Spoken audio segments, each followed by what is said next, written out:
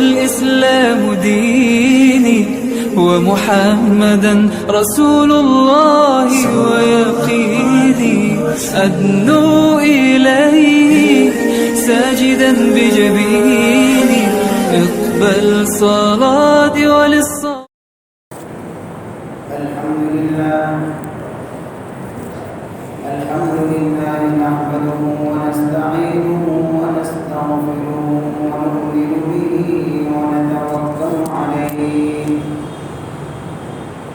ونعوذ بالله من شرور أنفسنا ومن سيئات أعمالنا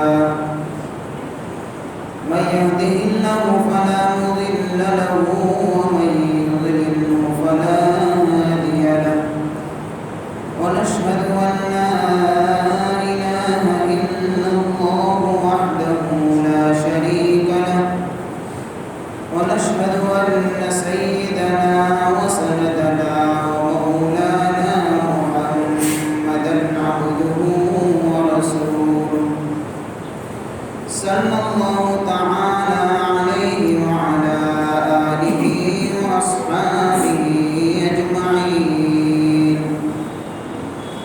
أما بعد فأعوذ بالله من الشيطان الرجيم. بسم الله الرحمن الرحيم.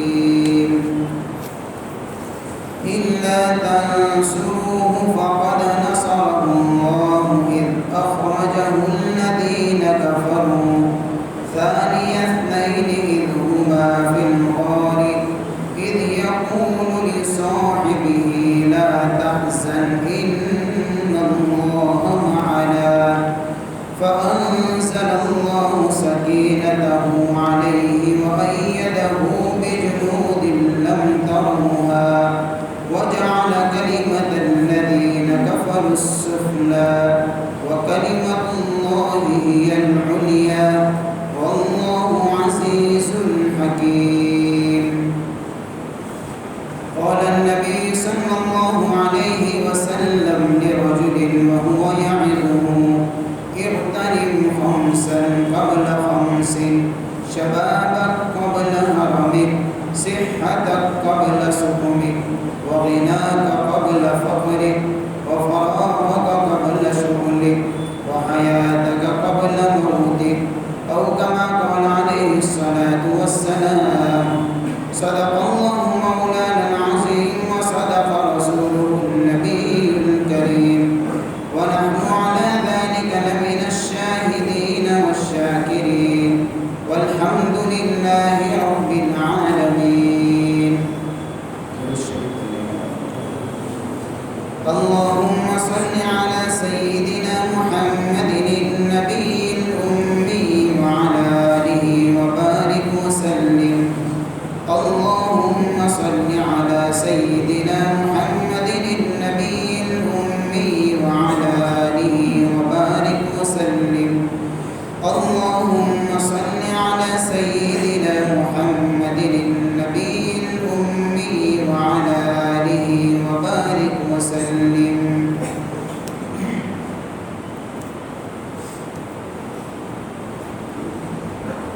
قابل قدر محترم دوستوں اور بزرگوں، اللہ تعالیٰ نے ہمیں انگنت نعمتوں سے نوازا ہے. اللہ کی طرف سے جو ہم پر نعمتوں کی بارش کے قطروں سے بھی زیادہ ہوتی ہے، اس میں ظاہری نعمتیں بھی ہیں اور روحانی نعمتیں بھی ہیں.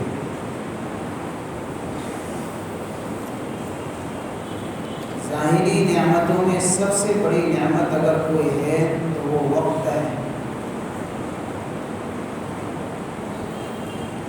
کہ انسان اپنی زندگی کے قیمتی لمحات کو قیمتی بنائے، ضائع ہونے سے بچائے، اپنے وقت کو برباد نہ کرے. یہی وجہ ہے کہ اللہ تعالیٰ نے قرآن پاک کے اندر وقت کی بھی قسم کھائی ہے. مختلف اوقات کی قسمیں اٹھائی ہے خود اللہ نے. کہیں رات کی قسم کھائی، کہیں دین کی قسم ہے، کہیں فجر کے وقت کی قسم ہے، کہیں چاشت کے وقت کی قسم ہے، اور کہیں زمانے کی قسم ہے. والعصر کہہ کر زندگی کے ہر لمحے مندر اللہ نے لے لیا ہے کہ قسم ہے زمانے کی.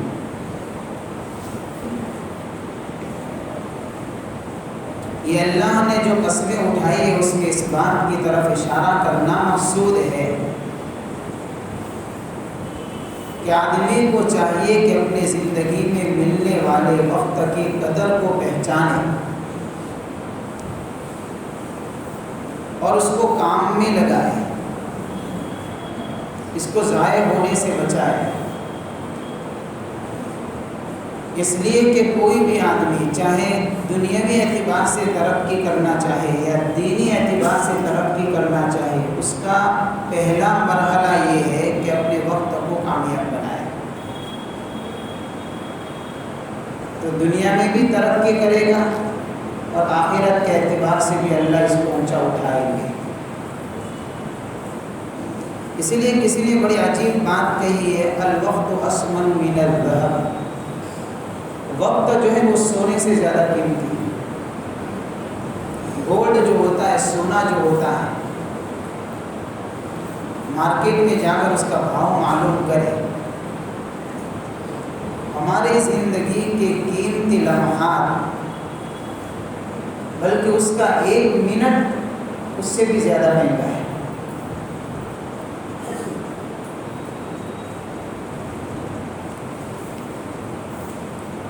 حضور پاک صلی اللہ علیہ وسلم نے حدیث پاک میں ارشاد فرمایا، اغتنم خمسا قبل خمس.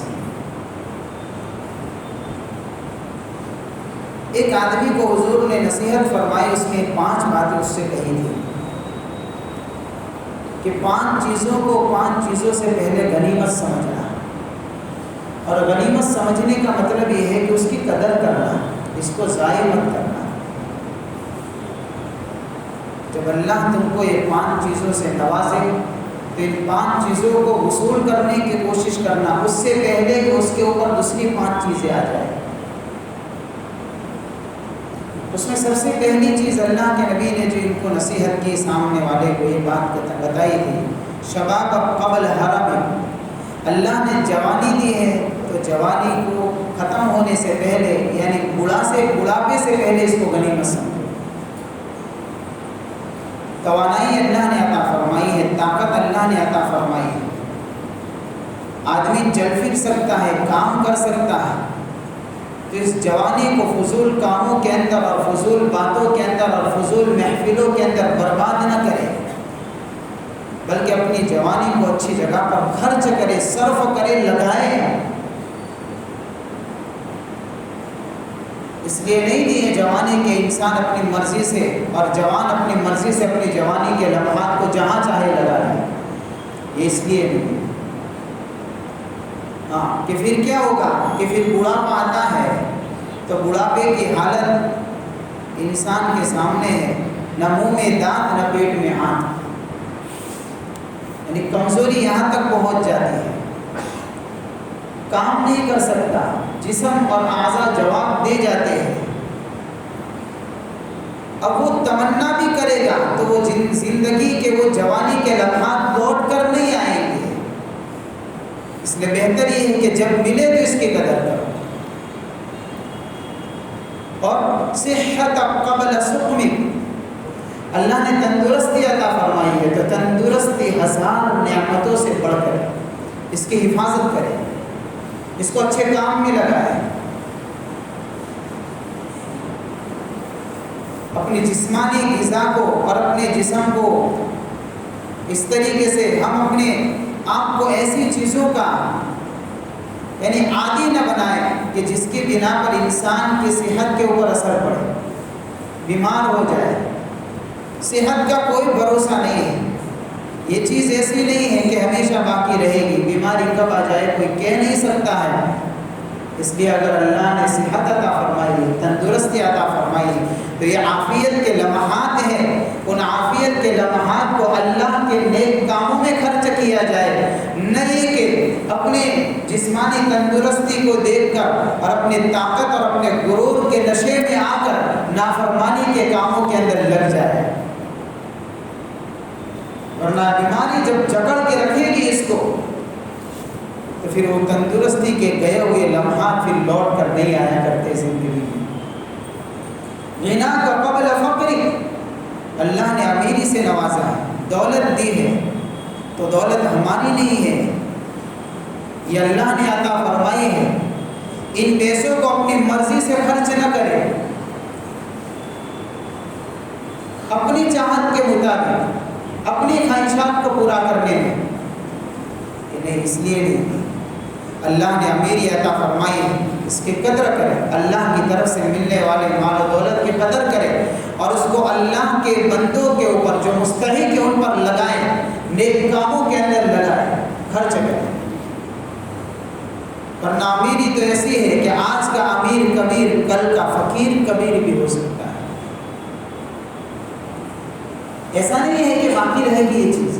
ہاں، آج محل میں رہنے والا کل ہو سکتا ہے جھونپڑے کے اندر بھی اس کو جھونپڑا بھی نصیب نہ ہو۔ ہزاروں مثالیں ہمارے سامنے ہیں کہ ایئر کنڈیشنر روم کے اندر اور محلوں کے اندر اور نرم نرم گدوں کے اوپر اور بستروں کے اوپر اور مہنگی مہنگی گاڑیوں کے اندر گھومنے والے، کہ آج پوزیشن ایسی ہے کہ ایک وقت کی روٹی بھی ان کے لیے ملنا مشکل ہو۔ اس لیے امیری یہ اللہ کی نعمت ہے، اس کو لگائے اللہ کی مرضی کے مطابق۔ اور فراغ کا قبل شغل، فرصت کے لمحات اللہ نے دیے، ہر ایک کے پاس ہے، اپنی 24 گھنٹے کا جائزہ لے تو ہر ایک کے پاس اتنا وقت ضرور ہے کہ اس کے پاس کچھ نہ کچھ وقت فارغ وقت نکل ہی جاتا ہے، وہ اتنا بڑا بزی نہیں ہے کہ صبح سے لے کر 24 گھنٹے کی پوری روٹین اس کی مشغول ہو گئی ہو، ایسا نہیں، اللہ نے عطا فرمائے۔ لیکن ہمیں ہمارے فرصت کے لمحات نظر اس لیے نہیں آتے ہیں کہ ہم اپنے ان قیمتی لمحات کو بیکار مجلسوں کے اندر اور فضول باتوں کے اندر اور لغو کاموں کے اندر لگا لیتے ہیں، پتہ نہیں چلتا کہ ہماری زندگی کا ایک قیمتی لمحہ جو مجھے ملا تھا کسی کام کے اندر لگانا چاہیے تھا، لگایا تو نہیں، اس لیے آدمی سوچتا ہے کہ میرے پاس وقت ہی نہیں ہے۔ ہاں، ورنہ اللہ فرماتے ہیں کہ مشغولی بھی ہوتی ہے، پھر اللہ کی طرف سے ایسی مشغولی ڈالی جائے گی کہ ایک وقت کی روٹی کھانے کا بھی آدمی کے پاس وقت نہیں بچے گا۔ اس مرتبہ آدمی کہتا ہے کہ اب تو مرنے کا بھی وقت نہیں ہے، محاورات کے اندر بولا کرتے ہیں کہ مرنے کا وقت نہیں ہے۔ کیا مطلب؟ یہ مطلب نہیں کہ اس کے پاس واقعی مرنے کا وقت نہیں، یعنی اتنا بزی آدمی، میری پوری 24 گھنٹے اور زندگی کا شیڈیول کچھ ایسا بنا ہوا ہے کہ اتنا بھی وقت نہیں ہے، ایسا نہیں ہے۔ حقیقت یہ ہے کہ فرصت کے لمحات کو اس نے پتہ نہیں کہاں کہاں ضائع کیا، اب وہ سوچ رہا ہے کہ میرے پاس مرنے کا بھی وقت ہے۔ اور آگے اللہ کے نبی نے پھر فرما دیا حیات کا قبل موتک، اللہ نے جو زندگی عطا فرمائی ہے اس کو موت سے پہلے غنیمت سمجھے۔ ہاں، یہ زندگی کا جلتا چراغ کب بجھ جائے کوئی کچھ نہیں کہہ سکتا ہے، یہ تو ہوا میں رکھے ہوئے چراغ کے مانند ہے۔ جس طریقے سے کوئی انسان ایک چراغ جلا کر اس چراغ کو ہوا کے اندر رکھ دے، اب یہ چراغ جلتا ہے لیکن ہوا کے جھونکے سے ایسا لگتا ہے اب بجھے کہ تب بجھے، اور اچانک سے ایک جھونکا اس پر ایسا لگتا ہے کہ ہوا کے اندر وہ جلنے والا چراغ بجھ کے رہ جاتا ہے۔ یہ انسان کی زندگی کا چراغ جل رہا ہے، اس کے اوپر حالات کے جھونکے لگا کرتے ہیں، پتہ نہیں کون سی حالت کا جھونکا اس پر لگ جائے کہ اس کی زندگی کا جلنے والا چراغ یہ ہمیشہ کے لیے گل ہو جائے، کوئی کچھ نہیں کہہ سکتا۔ اس لیے کہ اللہ والے فرماتے ہیں کہ میں نے اپنی زندگی کی قیمت کو سمجھا ایک برف بیچنے والے آدمی سے. ایک مارکیٹ کے اندر دیکھا ایک برف بیچ رہا تھا اور وہ صدا لگا رہا تھا کہ لوگوں مجھ پر رحم کرو، میں ایسا سرمایہ لے کر بیچنے کے لیے آیا ہوں جو سرمایہ ہر لمحہ کم ہو رہا ہے. ہاں، برف باقی نہیں رہے گا، یہ ہر لمحہ کم ہوتا ہے. یہ ہماری زندگی ایک برف کی طرح ہر لمحہ کم ہو رہی ہے.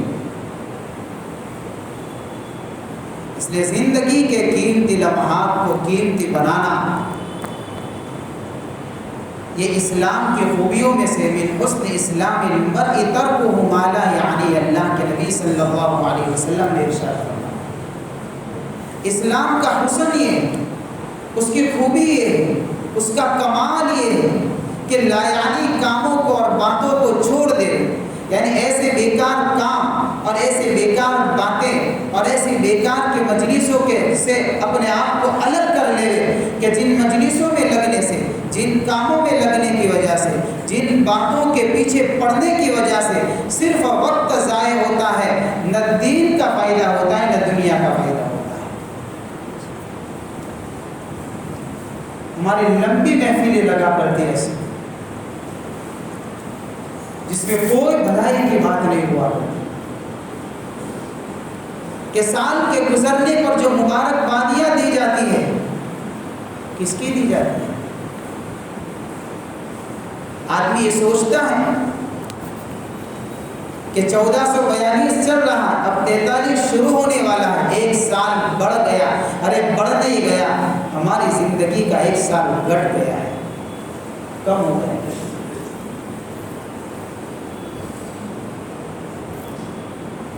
ہاں، یہ زندگی کے سال گھٹتے ہیں. ہر سال بچے کی پیدائش کا ڈے مناتے ہیں، برتھ ڈے. کس پر مناتے ہیں؟ کس بات کی خوشی ہے؟ ہونا تو یہ چاہیے تھا کہ اپنی زندگی کے قیمتی لمحات کا محاسبہ کرتا ہے انسان. یہ پورا اسلامی سال گزر گیا. میں نے محرم سے جب شروع ہوا تھا 1442، یہ ذی الحج اب 2-3 دن باقی رہ گئے، یہاں تک میں نے کیا کام کیا ہے؟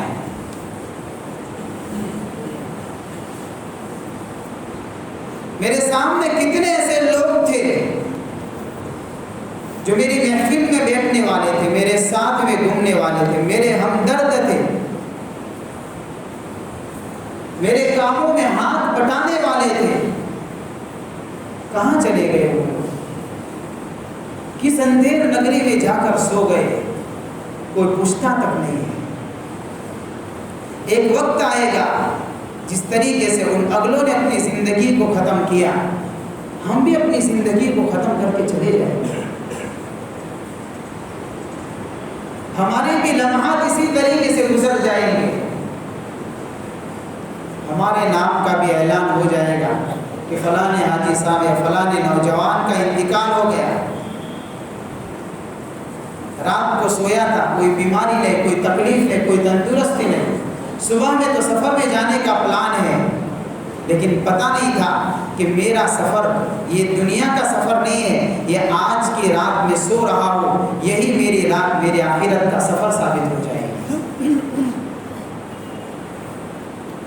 میں ایسے سفر پر نکل جاؤں گا جہاں سے لوٹ کر نہ آج تک کوئی آیا ہے نہ کوئی آ سکتا ہے. اس لیے سالوں کا گزرنا ہمیں متنبہ کرتا ہے. ہجری تقویم اسی بات کا سبق دیتی ہے کہ اپنے بھولے ہوئے سبق کو یاد کریں، جس کا آغاز بھی ہجرت سے ہی کیا گیا ہے. اسی لیے جو اس کو ہجری کہتے ہیں. ہاں، قمری تاریخ، قمری یعنی کہ تقویم کہو، جس کا پہلا مہینہ محرم الحرام میں آخری مہینہ ذی الحج جو بھی ختم ہو جائے گا. اور ہجرت ایک عظیم الشان عمل ہے، لیکن ہمیں نہ ہماری تاریخ اکثر یاد ہوا کرتی ہے، نہ ہمارے یعنی ہجری تقویم کا کوئی حساب کتاب ہمارے پاس ہوتا ہے. انگریزی تقویم کے بارے میں پوچھا جائے، اس کی تاریخ پوچھی جائے، آدمی بے دھڑک بتا دے گا۔ بلکہ ہو سکتا ہے ہمارے بہت سارے مسلمان بھائی ایسے بھی ہوں گے کہ صحیح ڈھنگ سے یہ اردو مہینوں کے، اسلامی مہینوں کے نام بھی شاید مشکل سے یاد ہو۔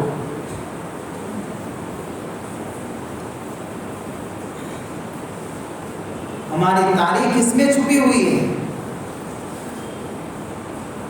یہی وہ قیمتی لمحات ہیں جو ہماری زندگی میں آتے رہتے ہیں اور ہمیں بھولا ہوا سبق یاد دلاتے رہتے ہیں، اور سب سے بڑے واقعہ بھی یاد دلا رہا ہے۔ یہ جب یعنی کہ 1443 شروع ہوگا، اللہ کے نبی صلی اللہ علیہ وسلم نے جب مکہ سے مدینے کی طرف ہجرت کی، 1400 سال سے اوپر 42 سال گزر چکے ہیں، اب 43 سال شروع ہونے والا ہے، جو 15ویں صدی چل رہی ہے۔ آپ علیہ السلام نے جب مکہ سے مدینے کی طرف ہجرت کی تھی، کیا واقعہ پیش آیا تھا، کیا حالات بنے تھے، ہماری تاریخ کو ہجرت سے کیوں جوڑا گیا؟ ہاں، جشن منانے کے لیے نہیں، بھولنے کے لیے نہیں، بلکہ تاریخ اور ان پاکیزہ زندگیوں کو یاد کر کے ہماری زندگی کو بنانا ہے۔ یہ معمولی عمل نہیں تھا۔ جب حضور صلی اللہ علیہ وسلم نے مکہ چھوڑ کر مدینے کی طرف ہجرت کی تھی، بہت کچھ حالات کو برداشت کیا تھا۔ صحابہ کرام کے اوپر ظلم کے پہاڑ توڑے گئے تھے، کسی کے گلے میں پھندا ڈال کر کسی کو گھسیٹا جاتا تھا، ہاں، ستونوں سے باندھ کر کوڑے برسائے جاتے تھے، گرم انگاروں پر لٹا کر ان کی پگھلنے والی چربی سے یہ انگارے بوجھ جایا کرتے تھے۔ عرب کی تپتی ہوئی گرم ریت کے اوپر لپیٹ کر لٹا کر گھسیٹا جاتا تھا۔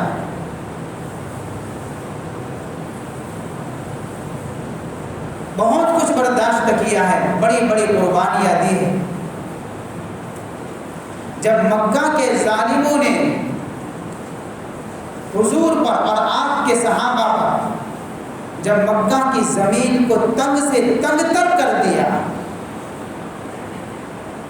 حالات انتہائی نازک بن گئے، تو اللہ کی طرف سے حکم آیا۔ یہ بھی عجیب بات ہے، جب تک رب کا حکم نہیں، صحابہ ظلم برداشت کرتے ہیں، صبر کا دامن تھامے ہوئے ہیں، لیکن اللہ کے حکم کے خلاف چلنے کے لیے تیار نہیں۔ جب تک نبی نہیں کہیں گے، جب تک رب کا حکم نہیں آیا جائے گا، ان دشمنوں کا ظلم برداشت تو کریں گے، لیکن اس پاکیزہ زمین کو نہیں چھوڑیں گے۔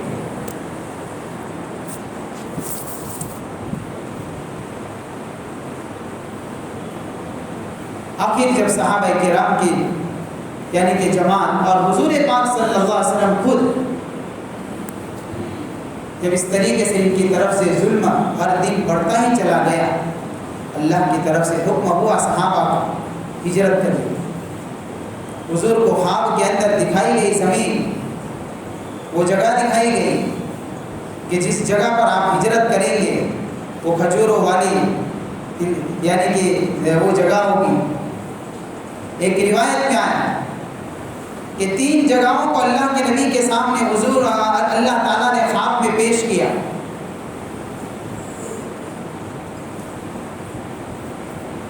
کہ آپ چوائس کریے، تو اللہ کے نبی صلی اللہ علیہ وسلم نے مدینہ کا انتخاب فرمایا ہے اور صحابہ کو حکم فرمایا ہے کہ اللہ کا حکم ہوا ہے، اب ہجرت کی تیاری کرو۔ صحابہ نے ہجرت شروع کر دی، لیکن ابھی حضور کو حکم نہیں ہوا تھا۔ آپ علیہ السلام مکہ میں رکے ہوئے ہیں، صدیق اکبر رضی اللہ تعالیٰ عنہ انتظار میں ہے۔ یہ نبی کی ہجرت کے 2 اسٹیپ ہیں۔ ایک تو مکہ سے ہجرت شروع ہوئی تھی غار ثور تک، اور ایک پھر غار ثور سے پھر ہجرت کا سفر شروع ہوتا ہے مدینہ المنورہ تک۔ بڑا عاشقانہ سفر ہوا ہے، یہ ایمان تازہ کرنے والا سفر ہے، یہ حالات میں پھنسے ہوئے لوگوں کے لیے تسلی کا سامان ہے یہ سفر۔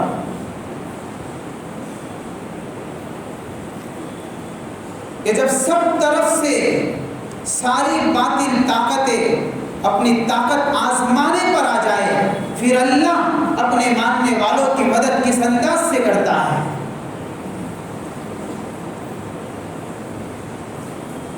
ہاں، یہ سفر اس بات کا سبق دیتا ہے کہ جس دل کے اندر ایمان کی چنگاری ہوگی، حالات چاہے اس کو گھیر لیں گے، لیکن کبھی اللہ کی مدد سے وہ ایمان والا نا امید نہیں ہوگا۔ إِنَّهُ لَا يَيْأَسُ مِن رَّوْحِ اللَّهِ إِلَّا الْقَوْمُ الْكَافِرُونَ۔ حالات جتنے بھی نازک بن جائے، ہاں یہ سفر یہ سبق دیتا ہے، یہ ایمان تازہ کرواتا ہے، یہ اسلامی سال کی ابتدا، یہ ہجرت کی طرف نسبت، یہ ہمیں بتا رہا ہے کہ اپنی بنیاد کو مضبوط کرے،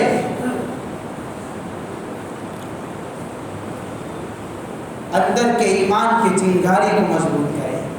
خون کے قطرے قطرے میں جس طریقے سے ہمارے رگوں میں خون دوڑتا ہے، صحابہ کے اندر اس طریقے سے ایمان دوڑتا تھا، اس لیے حالات سے ڈرا نہیں کرتے تھے۔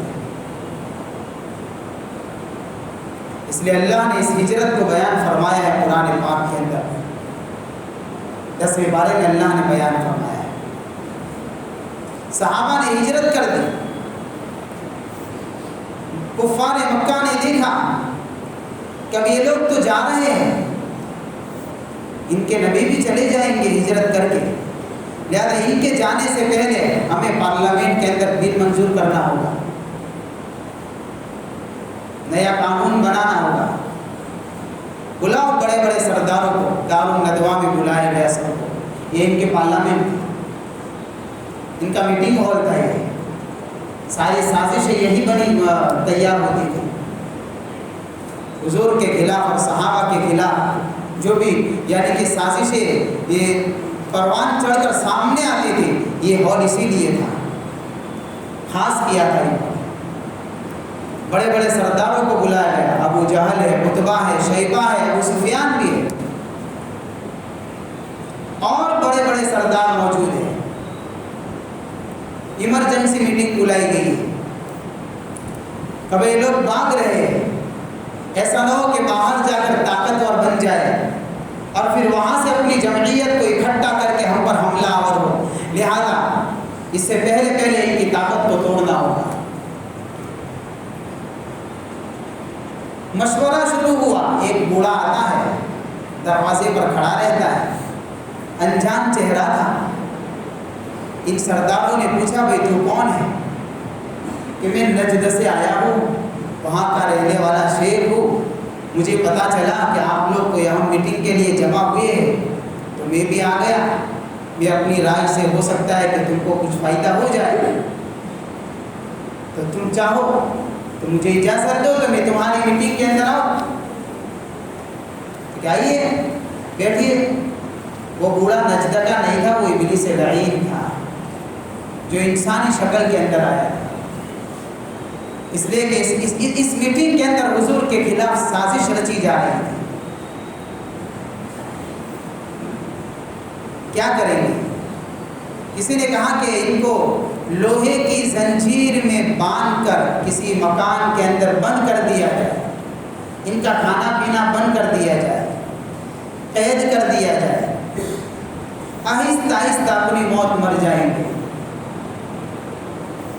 یہ بوڑھا جو آیا تھا اس نے کہا، یعنی شیطان نے کہا کہ بھئی تیری رائے ٹھیک نہیں ہے، اس لیے کہ ان کے ساتھیوں کا جو ان کے یعنی کہ ان کے ساتھ میں جو محبت ہے اور ان کے ساتھیوں کے دلوں میں جو ان کے متعلق جو جذبات بھرے ہوئے ہیں، اگر تم ان کو اس طریقے سے زنجیر میں باندھ کر ایک کوٹڑی میں بند کر دو گے اور ان کے ماننے والوں کو پتہ چلے گا تو یہ لوگ تم پر حملہ کریں گے اور اپنے نبی کو چھڑا کر لے جائیں گے، لیے تمہاری رائے ٹھیک نہیں ہے۔ تو سب نے کہا کہ شیخ صاحب کی رائے سمجھ میں آتی ہے برابر۔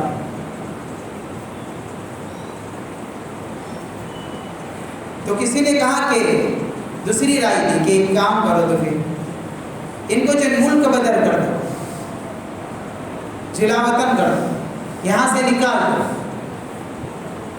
دوسری جگہ پر جا کر رہے، وہ جانے، ان کا کام جانے، ان کی شہریت چھین لو۔ آج بھی اسی کوشش میں ہے کہ ان کو نکال دو یہاں سے تاکہ ہماری قوت بڑھ جائے۔ تو یہ نیا بل نہیں ہے، یہ تو ہر زمانے میں پاس ہوا ہے اور ناکام ہوئی ہے۔ روئے زمین سے اسلام کو مٹانا ناممکن ہے۔ ہزاروں طاقتیں آزما لے، ہزاروں حربے استعمال کر لے،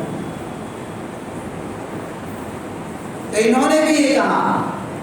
تو پھر وہ بوڑھا پھر سے بولا کہ یہ بھی نہیں کر سکتے ہو، اس لیے کہ ان کی کلام کے اندر مٹھاس بڑی عجیب و غریب ہے، جو سنتا ہے ان کا دیوانہ ہو جاتا ہے۔ ہو سکتا ہے تم اپنے ملک سے تو ان کو نکال دیں گے، دوسری جگہ پر جا کر رہیں گے، ان کی باتوں کو سن کر، ان کی مٹھاس کو دیکھ کر لوگ ان کے دیوانے ہوتے چلے جائیں گے، ان کی طاقت بڑھے گی، وہاں سے تم پر حملہ ہوگا، تمہاری طاقت کمزور ہو جائے گی، لہٰذا یہ رائے سمجھ میں نہیں آتی ہے۔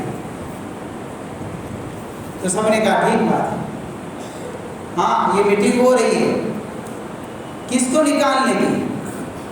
یہ حضور پاک صلی اللہ علیہ وسلم کے خلاف سازش ہو رہی ہے، لیکن صرف حضور کے خلاف سازش نہیں، یہ دین اسلام کو مٹانے کی سازش ہو رہی ہے۔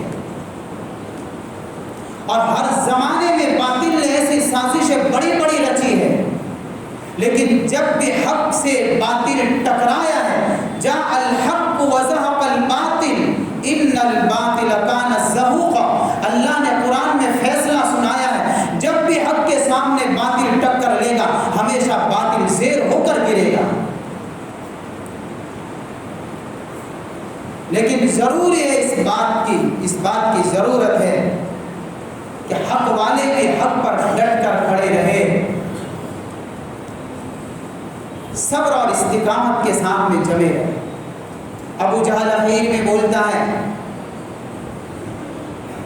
کہ موب لنچنگ کر دو۔ وہ کیسے؟ کہ اب تو وہ تو سمجھنا آسان ہو گیا، اس لیے کہ ہمارے زمانے میں تو ہوتا ہے، ہر روز ہوتا ہے، تو جو بھی کرتا ہے وہ سب ابو جہل کی نسل والے ہیں۔ آج بھی ہر قبیلے کا ایک آدمی دیا جائے اور ہر ایک کے ہاتھ میں دھار دار تیز تلوار دی جائے اور ایک ساتھ میں سب حملہ کرے۔ ایک ساتھ میں جب ٹولہ بن کر حملہ کرتے ہیں تو پھر ایک پر کیس نہیں بنتا۔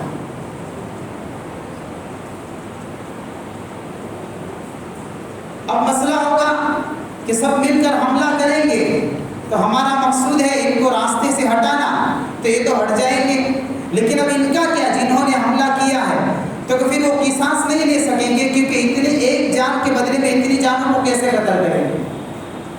اب آئے گا کہ جرمانہ عائد کرو، تو جرمانہ ہم سب قبیلے والے مل کر دے دیں گے۔ اب شیطان بولا کہ میرے سے بھی بڑے شیخ نے اچھی رائے دی، لہذا اس پر عمل کرو، ابو جہل کی رائے۔ تو موب لنچنگ ہے جو آج بھی چلتی ہے، یہ لوگ ایسا ہی کرتے ہیں، ٹولہ بن کر بے بس اور مظلوموں کے اوپر حملے کرتے ہیں اور پھر امن کا پیغام سناتے ہیں، فساد مچا کر امن کا پیغام سناتے ہیں۔ تو یہ بھی آج کا کوئی نیا کام نہیں ہے، یہ اسی زمانے سے ہوتا چلا رہا۔ یہاں تو دارالندوا میں ان کی میٹنگ ہو رہی ہے، اللہ حضرت جبرائیل کو بھیجتے اور اپنے حبیب کو ان کی ساری سازشوں کا یعنی کہ جو ہے اس کا پردہ فاش کرتے ہیں۔ وَإِذْ يَمْكُرُ بِكَ الَّذِينَ كَفَرُوا لِيُثْبِتُوكَ أَوْ يَقْتُلُوكَ أَوْ يُخْرِجُوكَ وَيَمْكُرُونَ وَيَمْكُرُ اللَّهُ وَاللَّهُ خَيْرُ الْمَاكِرِينَ۔ اس وقت کو یاد کریے اے میرے محبوب صلی اللہ علیہ وسلم، جب یہ لوگ آپ کے خلاف پوری تدبیر